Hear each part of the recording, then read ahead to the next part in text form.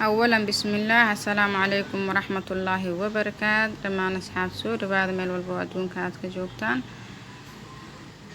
waxaan idin rajaynaa caafimaad iyo khayr asxaabi waa ujeedin maanta waxaan rabaa inaan sameysto ukun aan rabaa inaan quraacdo waxaa i diyaarsan 5 xabo ukun 2 xabo basal iyo 2 baradho iyo xabad jumbo insha Allah intaas aan rabaa inaan quraacdo maadaama aan quraacnay waxaan jeclaystay inaan asxaabteyda walaalahayga la sii share gareeyo aan la wadaag soo dhawaada marka insha Allah meel walba oo joogtaan ukunta aad ay borotiin caafimaad fitamiin u tahay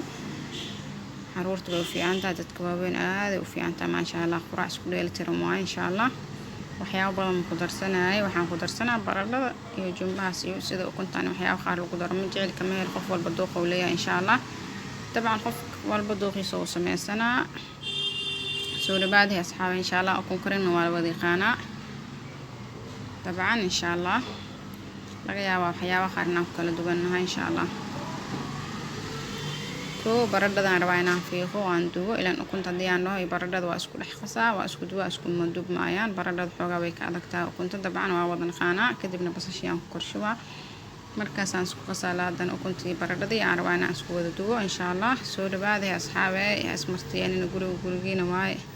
channelkan waa walaashin Najmo Umar channelkeeda hadaa igu cusubtiin subscribe comment like la wadaag way dhiirigelin hadaa ila joogtayna commentiga ilaaga insha Allah iga soo dhis إن شاء الله أصحابي هلس نعم خبصدو هلس دير جليو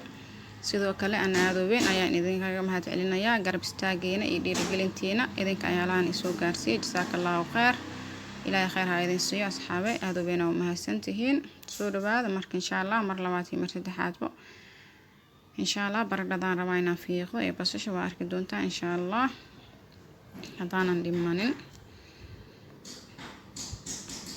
ولا شيء نجمع مرة السلام عليكم ورحمة الله وبركاته.